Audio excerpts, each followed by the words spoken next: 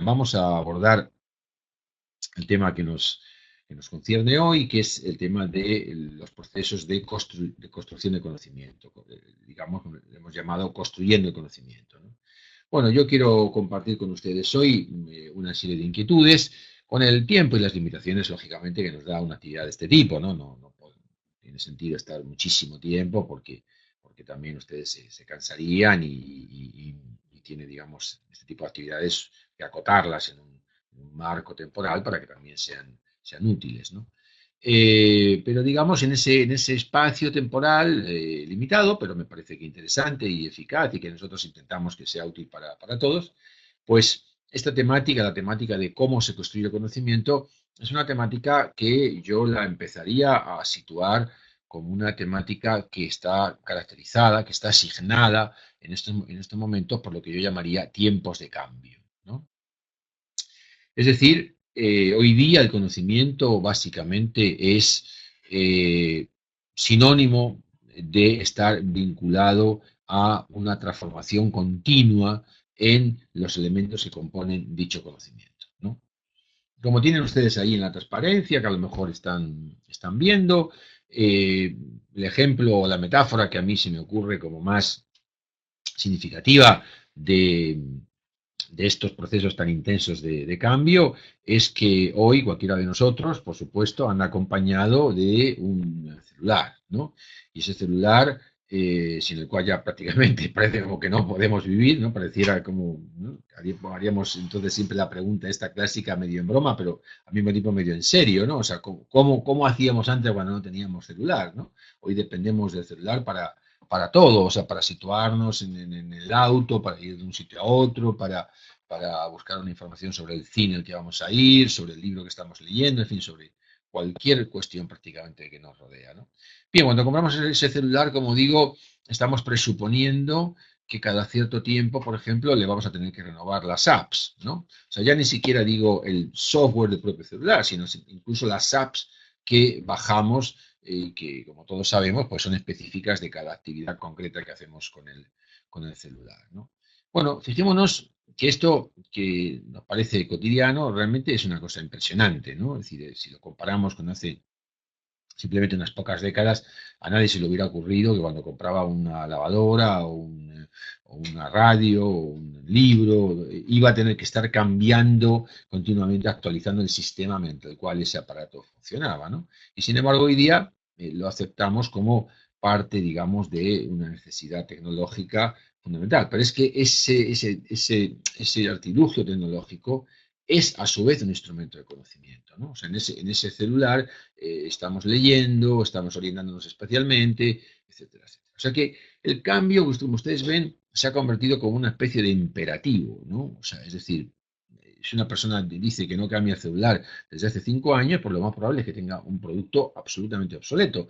Pero no obsoleto, digamos, en el hardware, o sea, no obsoleto en el sentido de los elementos físicos de los que se compone, sino obsoleto en el sentido de los procedimientos que utiliza, ¿no?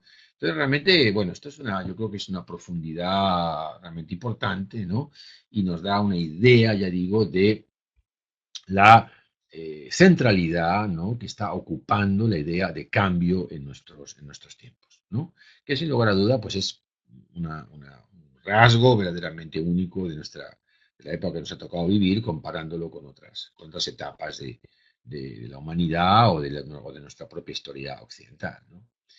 Pero al mismo tiempo, fijémonos que también, digamos, ese elemento de cambio nunca es total y absolutamente, digamos, unívoco, ¿no? O sea, este cambio está siempre unido también a una necesidad de que haya algunos elementos que no cambien, ¿no? Es decir, que haya una cierta estabilidad en algunas cosas, ¿m?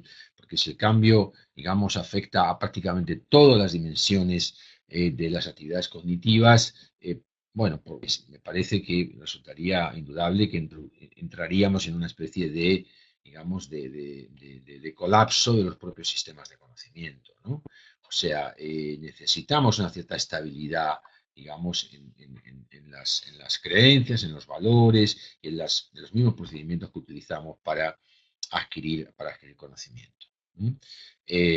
Por ejemplo, en el caso, digamos, que podríamos pensar de las temáticas que nos pueden interesar a las personas vinculadas en la educación, pues por ejemplo estaría la escritura, ¿no? Es decir, antes era a través de un libro, ahora puede ser a través de un aparato digital, antes era más a mano, ahora puede ser más evidentemente, digamos, introducido a través de teclados y de instrumentos parecidos, pero en definitiva lo que se está produciendo es similar, ¿no? Que es un registro escrito que cambia la manera en que entendemos la realidad. Ese registro escrito puede presentarse en un formato o en otro, pero en definitiva se da esa necesidad de que haya un registro escrito y por lo tanto que haya una alfabetización. Es decir, el chico va a ser alfabetizado con diferentes procedimientos, pero en definitiva va a requerir ser alfabetizado, ¿no? Es decir, hay cambio, pero al mismo tiempo hay estabilidad. Y esto me parece importante porque esta dinámica, esta tensión entre el cambio y la estabilidad, me parece que se está dando también en diferentes ámbitos de la cultura y en diferentes ámbitos, en definitiva, de la educación. Y me parece que es una tensión a tener en cuenta a la hora de pensar en las instituciones educativas, a la hora de pensar la educación, a la hora de pensar las diferentes metáforas o modelos en los que se inserta la educación. Bien, una vez dicho esto, nos encontramos también con que la idea de aprender, ¿no? Está en definitiva hoy, pues como decíamos antes, profundamente vinculada a adquirir un conocimiento, que ese conocimiento se pueda aplicar para resolver problemas y situaciones nuevas. Esto es muy importante, ¿no? Es decir, esto es lo que define sin duda ninguna las relaciones significativas que hoy se dan entre aprendizaje y conocimiento, ¿eh? Que, repito, ese conocimiento no se aplique solamente para cosas que ya sabemos, sino para situaciones que no sabemos muy bien cuáles van a ser, ¿no? Y que se van a definir por nuestra adaptabilidad al cambio, ¿no? Y me parece que esto es un elemento muy importante para ver qué tipo de cosas le enseñamos a los alumnos y con qué sentido se las enseñamos y cómo generamos o no contextos en los cuales ellos puedan, en definitiva, adquirir este tipo de habilidades, ¿no? Porque en definitiva van a ser las habilidades que, bueno, que no es que ya las que vayan a usar en el futuro, es que son las que realmente están usando, las que están usando hoy día, ¿no?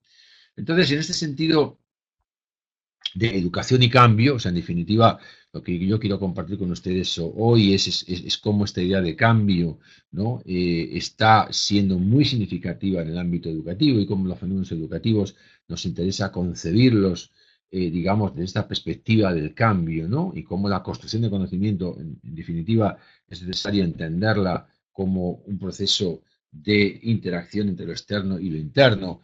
Luego pondremos algún ejemplo de esto, pero siempre, digamos, vinculado a un intenso proceso de cambio, pues ya digo, en este marco, ¿no? En este marco me parece que hay 4 elementos, podríamos hablar de más posiblemente, ¿no? Yo hoy presento estos 4 porque me parecen 4 que son muy importantes, digo, quizás hay alguno más, pero estos 4 me parecen como muy significativos y como muy necesarios de tener en cuenta, ¿no? Tienen estos 4 elementos que ustedes tienen ahí en la transparencia, que me parecen, pues, bueno, importantísimos, ¿no? Importantísimos para, ya digo, repensar la educación desde el punto de vista del proceso de construcción de conocimiento que se da dentro de la misma, pero teniendo en cuenta que hay siempre un importante proceso de cambio, ¿no? Y que hay que atender a ese proceso de cambio, siempre en tensión con un contexto de estabilidad al mismo tiempo, ¿no? En primer lugar, bueno, la idea de que el conocimiento se construye, en definitiva, eh, en un contexto de curiosidad o de asombro, ¿no? Esto yo creo que es muy importante, ¿no? Es decir, que tenemos que instalar en el alumno la sorpresa, la curiosidad, la tendencia, digamos, a buscar la respuesta a algo, ¿no? El conocimiento es siempre un resultado de intentar responder a alguna problemática, ¿no? Permítanme que les lea muy rápidamente. En realidad, incluso me gustaría ponerles la música también, porque en realidad es la letra de una canción, pero bueno, ustedes después la pueden googlear y la pueden buscar en YouTube o en otros ámbitos de la web, ¿no? Una canción, la letra de una canción, como les decía, que es una compositora gaúcha, como suele decirse, brasilera, de Porto Alegre, Adriana Calcañoto, que tiene una canción preciosísima que se llama Oito años, que digamos como que refrasea, por decirlo de alguna forma, las preguntas que se hace un chico de esas edades aproximadamente, ¿no? Y me parece que puede ser muy lindo que yo se las recuerde un poquito, si no les importa, porque a uno le hacen pensar mucho hasta qué punto la escuela genera o no genera, digamos, la necesidad de responder a esas preguntas, ¿no? Por ejemplo, dice Adriana Calcañoto en su canción, ¿por qué tú eres del Flamengo y mi padre de Botafogo? Ustedes saben, dos equipos de fútbol de Brasil, ¿no? ¿Qué significa impávido coloso? Que como quizás sepan es una frase, de esas frases hechas muy digamos, ¿no? Extraña para los chicos, pero que está en el himno nacional, ¿no? Eh, ¿Por qué los huesos duelen cuando dormimos? ¿Por qué los dientes se caen? ¿Por dónde salen los hijos? ¿Por qué los dedos se ponen blancos cuando estamos en el baño? ¿Por qué las calles resbalan cuando está lloviendo? ¿Cuánto es 1000 trillones? Muchas veces, infinito. ¿Quién es Jesucristo? ¿Dónde están mis primos? ¿Por qué el fuego quema? ¿Por qué la luna es blanca? ¿Por qué la tierra da vueltas? ¿Por qué hay que dormir ahora? ¿Por qué las cobras matan? ¿Por qué el vidrio sirve para envasar? ¿Por qué se pinta usted, señorita? ¿Por qué pasa el tiempo? ¿Por qué respiramos? ¿Por qué las uñas crecen? ¿Por qué corre la sangre? ¿Por qué nos morimos? ¿Qué hace que llueva? ¿Qué hace que nieve? ¿Cómo se escribe rebellón? Ustedes sabrán, año nuevo en portugués, ¿no? Bueno, yo creo que es una canción, aparte muy poética, realmente que a uno le hace pensar mucho, ¿no? Es decir, sobre todo porque, bueno, no sé cómo lo ven ustedes, pero yo siento que lamentablemente en muchas escuelas los chicos no se les va a proponer intentar responder a ninguna de estas preguntas, ¿no? No a algunas o una, sino a ninguna, ¿no? Y en general, el tipo de conocimiento que se les intenta transmitir, pues no está vinculado con responder a preguntas de esta naturaleza. Y sin embargo, uno se preguntaría, bueno, si uno en la escolaridad que uno tuvo no tuvo instrumentos para responder a preguntas de esta naturaleza, bueno, ¿para qué? O sea, ¿para qué tuvo esa escolaridad, no? Porque realmente son preguntas muy centrales, preguntas muy importantes, preguntas en torno a las cuales, sin duda ninguna, pues la persona, digamos, podría elaborar representaciones en el mundo verdaderamente significativas, ¿no? Entonces, digamos, lo primero que tenemos en cuanto a esta necesidad de que haya curiosidad, asombro, ganas de conocer, ¿no? Es que la tenemos que generar y lamentablemente da la impresión que no se genera, ¿no? Fíjense que en el momento en que no se genera esa necesidad de conocer, bueno, ahí ya tenemos la primera falta de cambio, ¿no? Porque el cambio justamente es ir de no conocimiento a un conocimiento o de un conocimiento más escaso a un conocimiento más complejo. Pero tenemos que generar ese cambio. Entonces, fíjense cómo ya tenemos un contexto, digamos, de fuera de la escuela, donde el alumno está teniendo un celular cuyos apps los tiene que actualizar cada muy poco tiempo. Sin embargo, luego tiene una actividad en la escuela donde prácticamente ni siquiera, digamos, hay preguntas que le hagan cambiar. ¿No? Bueno, fíjense que el cambio en definitiva es una progresiva marcha hacia una comprensión mejor, ¿no?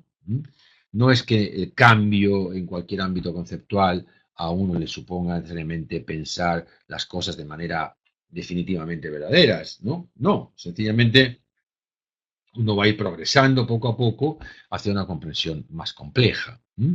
Como se diría en el lenguaje cotidiano, si me permiten la expresión, pues fácil que las personas ya pues, de una cierta edad, ¿no? Es decir, ya personas, digamos, de bastante edad, terminen diciendo muchas veces, bueno, uno nunca termina de aprender, ¿no?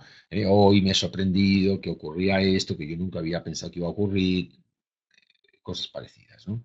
Bueno, eso nos está indicando en un sentido cotidiano cómo efectivamente el aprendizaje es un proceso continuo, realmente continuo, y esta es otra de las características de nuestras sociedades, que a diferencia de las sociedades de hace incluso algunas décadas, no digamos de hace siglos, el aprendizaje se concibe como algo verdaderamente funcionalmente imprescindible que sea, digamos, a lo largo de absolutamente toda la vida.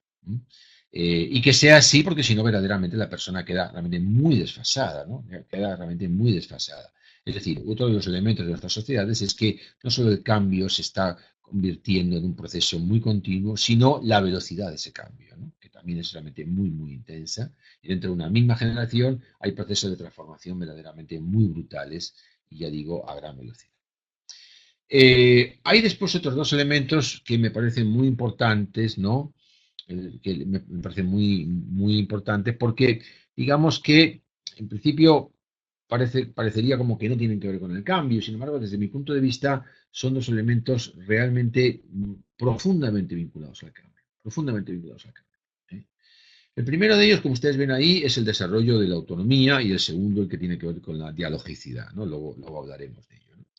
Eh, bueno, el desarrollo de la autonomía, que es un elemento que, digamos, tiene una profundísima importancia en la teoría de Piaget, y que, sin embargo, para el propio Piaget, ¿no? Y que, sin embargo, otros autores, o muchos autores que han hablado de Piaget, no le han dado, digamos, esa centralidad. O sea, es decir, se ha pensado que la teoría de Piaget era básicamente una teoría sobre capacidades cognitivas cada vez mejores, sobre los estadios, sobre cosas parecidas, ¿no?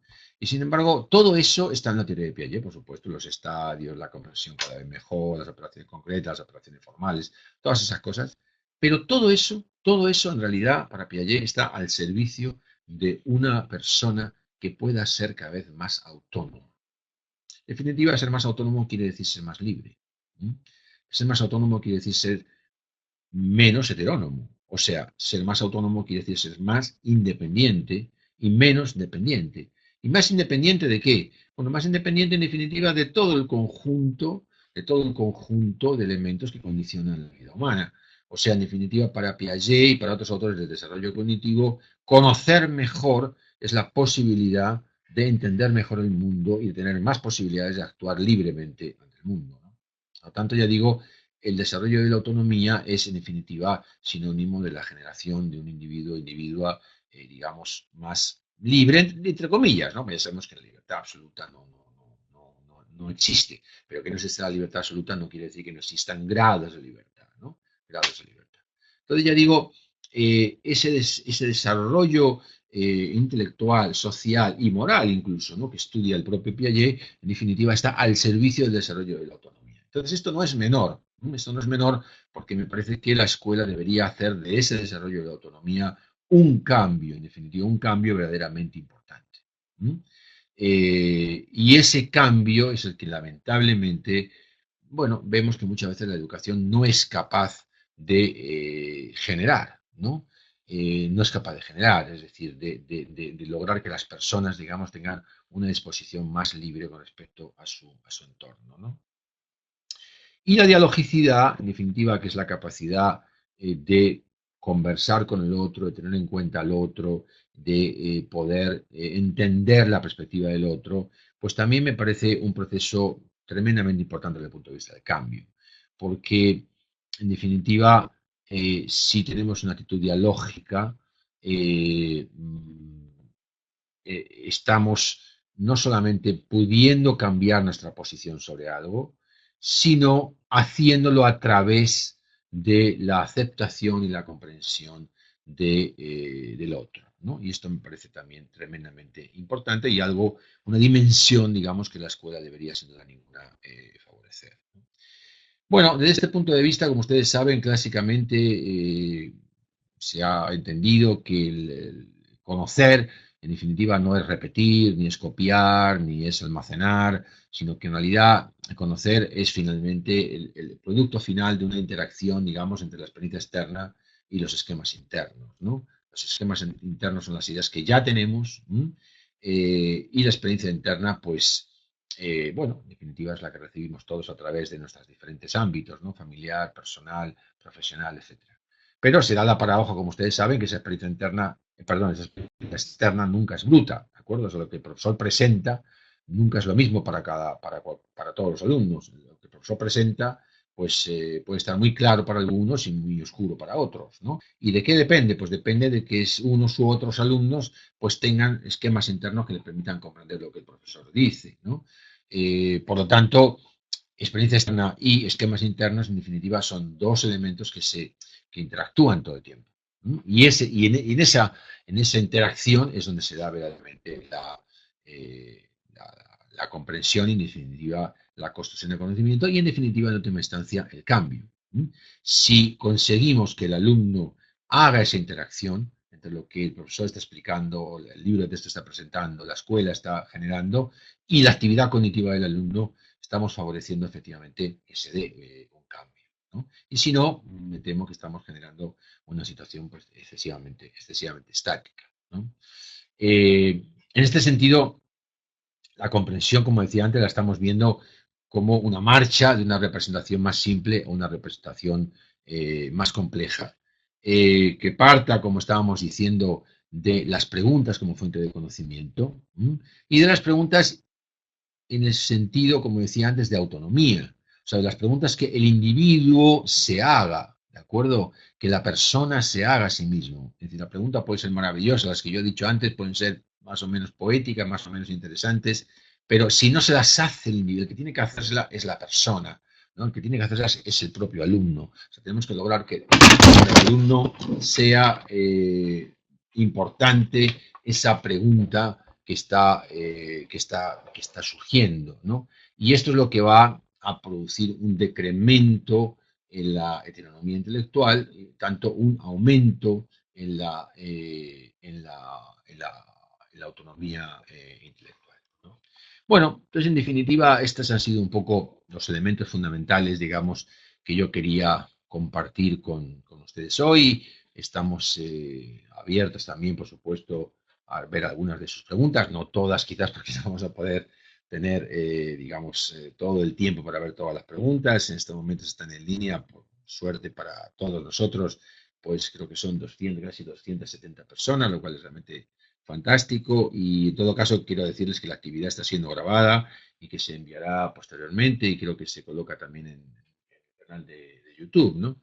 O sea que, así es que, pero eh, eh, ya digo, vamos a tener en cuenta pues algunas de estas, algunas de estas preguntas y luego pues hablaremos un poquito de los contenidos de este curso concreto sobre el que tiene lugar la conferencia de hoy, que es el de constructivismo y educación. ¿No? Bueno, tenemos aquí alguna pregunta que nos están haciendo, ¿no? Por ejemplo, Nasi Lastrid Vargas Conde dice, siendo las preguntas una idea más difícil de que los estudiantes construyan, ese es el reto, cómo llevar a estas ideas de generar la pregunta en el aula. Bueno, justamente se trata de instalar la pregunta. Yo creo que podemos instalar la pregunta, en primer lugar, teniendo en cuenta, digamos, es decir, las cosas que interesan a los chicos, lo que los chicos pueden comprender, etcétera, ¿no? Cualquiera de las preguntas que yo les he leído antes en la canción de Adriana Calcañoto, pues tendríamos que ver en qué nivel la colocamos. Es decir, podríamos generar esa pregunta, pero esa pregunta sola no va a generar conocimiento. Tendríamos que hacer una disposición de alguna actividad, de algo que al chico le pueda interesar. La sorpresa es muy importante, me parece, ¿no? Hacer que se produzca algo que eso es lo que el chico está esperando, ¿no? O sea, luego todo eso tiene que tener evidentemente una traducción en una situación didáctica, ¿no? Pero siendo, entonces ya digo, nuestra propuesta fundamentalmente el tratar de generar ese énfasis en que el chico se haga la pregunta. Y eso sí lo vamos a saber si se está generando o no. O sea, es decir, nos va a costar más o menos trabajo didáctico, pero finalmente sí vamos a saber si el chico se ha enganchado con la pregunta. Yo creo que hay que tener claro que los chicos son organismos vivos que tienen curiosidad. Lo que me parece que hay que crear es un ámbito en el cual el chico pueda realmente, digamos, eh, poder sacar esa curiosidad y esa posibilidad de satisfacer su curiosidad sin que haya, digamos, un marco excesivamente rígido como para que la pueda llevar a cabo. ¿No? Eh, bueno, ahí tenemos también aquí otras palabras, otras preguntas que están, digamos, partiendo, eh, partiendo en definitiva de la idea de cómo hacer, digamos, como dice aquí, por ejemplo, Eugenia Analía de Filippi, dar la palabra a los alumnos como punto de partida para conocer sus ideas previas, me parece que es fundamental para la construcción de aprendizajes significativos. ¿Realmente los docentes se proponen esto? Bueno, Eugenia, yo creo que justamente es lo que yo un poco intento insistir. Quizás unos sí, quizás otros no, pero lo importante me parece es que, desde nuestro punto de vista al menos, se lo propongan, ¿no? Es decir, que se dé la palabra efectivamente a los alumnos para generar efectivamente ese interés, digamos, por hacerse la pregunta, por la curiosidad, ¿no? Me hacen también aquí ahora una pregunta relativa a explicar el incremento de la agencialidad, ¿no? Bueno, claramente el proceso de paso de la heteronomía a la autonomía es un aumento de la agencialidad. La agencialidad, por decirlo de una manera muy rápida, pero no por ello menos exacta, en definitiva la agencialidad tiene que ver con sentirse uno el protagonista y el, digamos, centro causal de las cosas que a uno le ocurren, ¿no? O sea, eso es en definitiva aumentar la sensación de agencialidad, es decir, que la persona pueda sentir que tiene, digamos, una organización sobre sus decisiones y una posibilidad de tomar decisiones que afectan a su vida y que, digamos, puede decidir qué hacer, para qué, por qué, etcétera, ¿no? Y no sentirse, digamos, un juguete, por decirlo de alguna forma, pues de horarios, normas, etcétera, etcétera, que establecen las instituciones, las personas, los padres, etcétera, etcétera. O sea, en definitiva, o sea, una mayor autonomía, una mayor agencialidad, es que lograr que el chico haga cosas porque verdaderamente las quiera hacer, porque verdaderamente le interesen. Ese es en definitiva el mejor sistema, digamos, para que el chico pueda crecer tanto en el ámbito cognitivo como social, como en otros ámbitos, ¿no? Y para eso efectivamente hay que darle un cierto espacio de libertad, sabiendo, como suele decirse habitualmente, su libertad termina donde empieza la libertad de los demás, como suele decirse, ¿no? O sea, no es un problema de hacer lo que el chico, digamos, cualquier cosa que el chico quiera, sino de hacer cosas que tengan que ver básicamente con su desarrollo como persona, ¿no? Pero sí que tenga una posibilidad de utilizar ámbitos y formatos diferentes para responder a esa pregunta que hayamos logrado, ¿no? hayamos logrado instalar, ¿no? Eh, ¿Cómo se logra, me preguntan aquí también, me van pasando desde la asistencia técnica algunas preguntas, ¿cómo se logra generar ese interés en los chicos? Bueno, yo creo que es muy importante tener en cuenta, en primer lugar, qué interesa a los chicos, ¿no? Si vamos a enseñar biología, es muy probable que les interesen cómo crecen las plantas o cómo se vinculan los animales con determinadas actividades o cómo, en fin, se dan otros fenómenos en el mundo biológico. Seguro que los chicos tienen interés por eso, ¿eh? Entonces es importante saber qué interesa a los chicos y cómo podemos, en definitiva, tomar actividades que interesen a los chicos y hacer sobre esas actividades preguntas que sean realmente importantes, ¿no?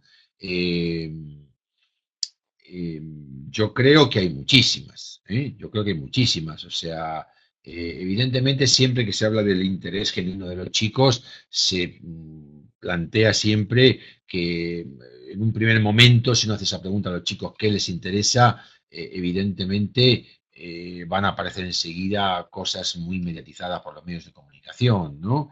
Pero eso es una primera impresión, eso es puramente superficial. Si después nosotros, digamos, indagamos con mayor profundidad, vamos a saber que a los chicos verdaderamente les interesan cuestiones de una cierta profundidad con respecto al funcionamiento de la naturaleza y con respecto a la interacción entre las personas y con respecto a la evolución de las sociedades. Es decir, a los chicos les interesan muchísimas cosas. Hay que tratar de formularlo en un contexto que ellos puedan entender y en un ámbito que ellos puedan realmente generar explicaciones, ¿no? Pero claro, no podemos verlo ahora de manera súper detallada porque nos llevaría muchísimo tiempo, ¿no? Pero en definitiva, ya digo, lograr el interés de los chicos significa vincularse con cosas que les interesen, ¿no? Eh, un ejemplo de decremento de la heteronomía. Bueno, miren, por ejemplo, yo creo que la autonomía logramos que disminuya en la medida, por ejemplo, que hacemos a los chicos, al grupo de chicos como tal, pues el verdadero protagonista de sus decisiones como grupo. O sea, dicho de otra forma, los problemas, por ejemplo, de disciplina, los problemas de organización en la clase, los problemas de cómo hacer las cosas dentro del aula, etcétera, etcétera, que siempre a menudo muchos profesores hablan de, bueno, de los problemas muy serios que plantea la, la disciplina. Bueno, yo creo que si establecemos con los chicos algunas reglas que son de todos, es decir, si convenimos con los chicos que estamos todos en el mismo barco y que lo que ocurre entre un aula nos afecta a todos y que si todos maltratamos ese aula y maltratamos la norma va a ser peor para todos y que el bienestar del grupo va a depender de cómo unos nos tratemos a otros, pues ahí estamos realmente colocando la agencialidad, o sea, el lugar de control, como suele decirse, en la propia comunidad y al chico como parte de esa comunidad. Y va posiblemente a empezar a entender que las cosas tienen que hacerse no porque lo dice el profesor o porque lo dice el director o porque es así y punto, sino porque todo eso que se haga de una determinada manera va a redundar en un mayor beneficio para todos, ¿no? Porque el bienestar de todos va a depender de todos, ¿no? Si hacemos eso, evidentemente aumentamos la agencialidad y aumentamos la autonomía. Y por lo tanto, tenemos una disminución de la heteronomía. ¿Mm? Eh, Me preguntan aquí también si fomentar las preguntas implica un posicionamiento político del docente. Bueno, me parece que no necesariamente. En primer lugar, yo estaba hablando de fomentar las preguntas en general, porque creo que el conocimiento eh, es siempre, digamos, algo que tiene que ver, como decía antes, con respuestas a preguntas, ¿no? Eh, si por político entendemos, este es un tema muy amplio, ¿no? El tema de política y educación, un tema amplísimo, ¿no? Si por político entendemos, en definitiva, la gestión que la sociedad se da a sí misma, bueno, pues toda educación, evidentemente, es política en ese sentido, ¿no? Si por político entendemos una cuestión más específica, más confesional de eh,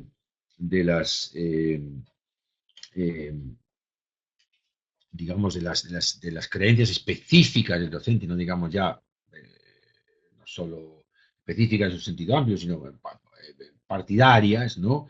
Pues me parece que en principio eso yo no creo que debiera estar presente en el aula, me parece que es algo que el profesor puede explicitar algunas de sus creencias generales sobre la realidad, pero las cuestiones partidarias me parece que no tienen sentido presentarlas a los alumnos porque incluso tienen, digamos, cierta complejidad que el alumno, en fin, va a depender de la edad, pero algunas de ellas me parece que va a ser complicado que el alumno las entienda cabalmente. Bueno, hay otra pregunta, y ya la última, porque tenemos un tiempo limitado, ¿no? Que me piden que especifique un poco más, que me explaye un poco más sobre el proceso de construcción de conocimiento. Bueno, muy rápidamente, ya digo, porque tenemos un tiempo limitado. El proceso de construcción de conocimiento, como ustedes saben, en primer lugar, hay que insistir en que no es una tabula rasa, ¿no? Es decir, que los seres humanos, incluso desde muy pequeños, desde bebés, pues no venimos al mundo, digamos, como tabla rasa y que simplemente absorbemos la información que nos dan. Yo creo que esto ya desde autores clásicos como Piaget, posteriormente Chomsky, la lingüística, etcétera, muestran, y hoy ha habido muchísimos trabajos experimentales con tecnologías que, digamos, han permitido confirmarlo, muestran que los chicos, incluso desde muy, muy pequeños, tienen unas disposiciones que los hacen particularmente sensibles a la estimulación que los rodea y que van a procesar esa estimulación en función de ciertas capacidades que ellos tienen, ¿no? Entonces, eh, esas primeras capacidades de los chicos, que repito, no son tabula rasas, incluso que tengan meses, no son tabula rasas, o sea, son enormemente sensibles al tipo de estimulación que reciben, al tipo de cuidado que reciben, al tipo de actitudes que reciben, ¿no? Y sin duda ninguna filtran eso de una manera muy clara a través de sus capacidades, aunque sean todavía muy incipientes, ¿eh? Posteriormente, a partir de los 2 o 3 años, el chico básicamente va a empezar a hacer conceptos primero muy elementales, como suelen llamarse concretos o preconcretos, o sea, es decir, conceptos muy básicos con atributos, digamos, muy elementales, y eso lo va a llevar poco a poco a una ampliación de sus conceptos y ya en torno a la adolescencia, pues conceptos de más complejidad, como suele llamarse conceptos abstractos, o sea, conceptos que ya no requieren la experiencia física o la experiencia, digamos, manipulativa para entenderse, ¿no? Y para generarse, ¿no? Entonces, ahí en la adolescencia va a haber un profundísimo desafío, como todos sabemos, porque en términos de la escolaridad significa la adolescencia, la llegada a la escolaridad secundaria, y todos sabemos que la escolaridad secundaria genera muchísimos problemas de abandono porque empiezan a generarse unas disfunciones muy grandes entre ciertas tendencias del chico que van, digamos, como por fuera del mundo académico y los contenidos académicos que ya son muy desvinculados de lo cotidiano. Lo que le enseñamos a un chico de 8 o 10 años todavía tiene mucha vinculación con lo cotidiano. Entonces, aunque el chico, digamos, no siga mucho los contenidos de la escuela, pero hay muchas cosas del mundo cotidiano que puede hacer valer para entender lo que le dice la escuela.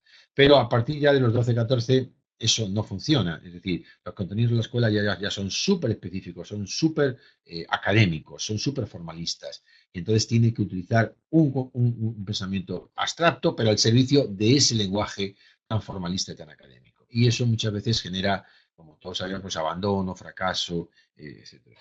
Bueno, tenemos que ir cerrando la actividad, simplemente pues, mostrarles, porque tenemos un tiempo limitado, mostrarles ahí algunas de las características del curso, esperar, decirles que por supuesto los esperamos en este curso para las personas interesadas. Ahí tienen ustedes en estos momentos pues la web, posgradoscarretero.com, y el mail al que pueden dirigirse si tienen ustedes interés, ¿no?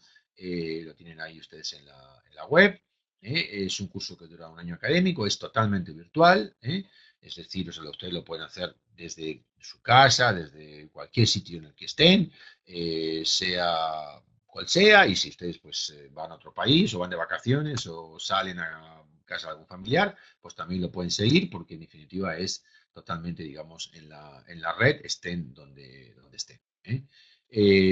Hay clases, por un lado, que se van colocando cada semana y luego hay una serie de actividades que están acompañadas de tutores. Es decir, que ustedes tienen, digamos, el contenido de la clase que ha sido elaborado por profesores, pues la mayoría de nosotros, pues investigadores y personas que estamos en estas temáticas desde hace mucho tiempo y que publicamos habitualmente en estas temáticas. Y luego tienen una figura diferente que es la del tutor. El tutor que los acompaña a ustedes, digamos, en el día a día, conforme ustedes van respondiendo las preguntas, haciendo actividades, tienen también actividades sociales con otros compañeros, tienen lo que llamamos el café, que ustedes pues chatean o intercambian, digamos, cuestiones más de la cotidianidad con personas que también están haciendo este curso.